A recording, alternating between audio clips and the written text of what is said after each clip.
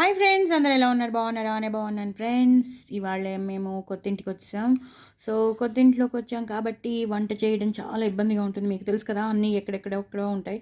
ఆ movers and packers వాళ్ళు ఎక్కడెక్కడో పెట్టేశారు. మొత్తం అంతా వెతుక్కునేసరికి తల ప్రాణం తోక్కొస్తుందని, సో బయట నుంచి 2 రోజులు సర్దుకునే వరకు బయట నుంచి తెచ్చేసుకుందామని, సో దొండకాయ వేపుడు, అలాగే బీట్రూట్ కర్రీ, ఈ ఈ బ్యాట్స్ అనే, మేమైతే బ్యాట్స్ అని పేరు పెట్టాం. వడియాలు, కుర్మా, ఆలు కుర్మానో మరి సొరకాయ కుర్మానో, ఇంకా నేను టేస్ట్ అయితే చేయలేదు. కుర్మా ఇచ్చాడు, పప్పు ఇచ్చాడు, రసం ఇచ్చాడు, సాంబార్. సో ఈ ప్లేట్లో ఇంకా సరిపోదు కాబట్టి నేను చెప్పట్లేదు, అంటే చూపించలేకపోతున్నాను. బట్ రసం ఇచ్చాడు, సాంబార్ ఇచ్చారు, ఒక పెరుగు ఇచ్చారు.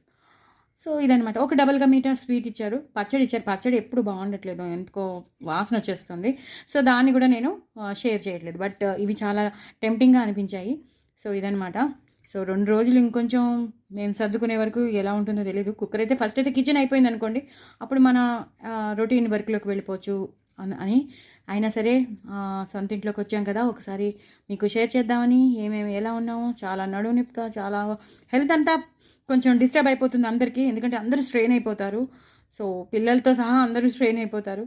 అయినా సరే మీకు ఒక షార్ట్ పంపించాలి కదా అని నేను షేర్ చేస్తున్నాను. నా ఛానల్ మాత్రం సబ్స్క్రైబ్ చేసుకోవడం అసలు మర్చిపోద్దు.